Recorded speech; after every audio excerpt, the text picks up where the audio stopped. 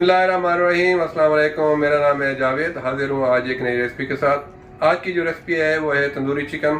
तो मैं आपको बताता हूँ मुझे तंदूरी चिकन के लिए किन चीज़ों की ज़रूरत है और ये कैसे बनती है। बिस्मिल्लाहिर्रहमानिर्रहीम। सबसे पहले मैं तंदूरी चिकन को मैरिनेट कर लेता हूँ।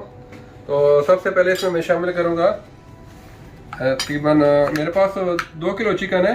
एक चिकन के मैंने 4 पीस कराए और इस तरीके से इसको मैंने कट लगा दिया है। इसमें मैं डालूँगा तकरीबन 3 टेबलस्पून अदरक लहसुन का पेस्ट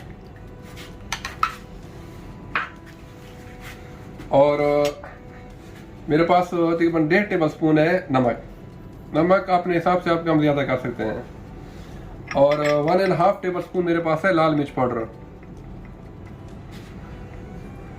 और 1.5 टेबलस्पून मेरे पास है कश्मीरी मिर्च पाउडर और 1 टेबलस्पून है गरम मसाला पाउडर और 1 टीस्पून है काली मिर्च पाउडर और 1 टेबलस्पून मेरे पास है पेपरिका पाउडर और 1 टेबलस्पून मेरे पास है धनिया और जीरा पाउडर मिक्स। और इसमें फिर शामिल करूंगा 1 कप दही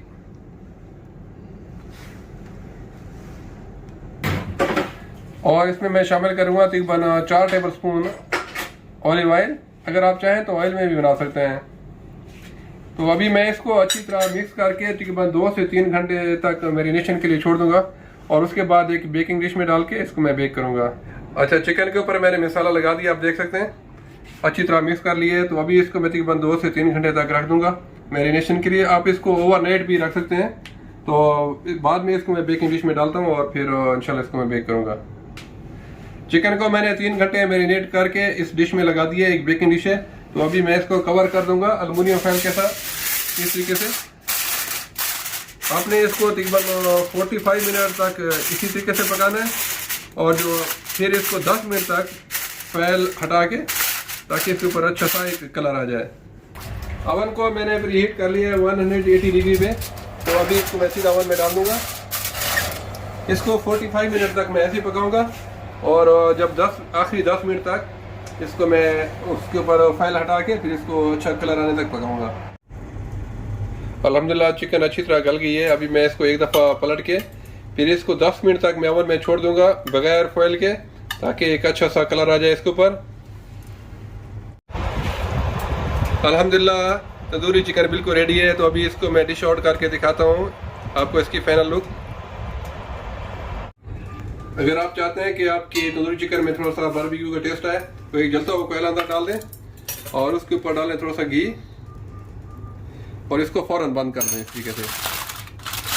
तो एक अच्छा सा फ्लेवर आ जाएगा कोयले का। अल्हम्दुलिल्लाह बहुत ही मज़े का तंदूरी चिकन बिल्कुल रेडी है।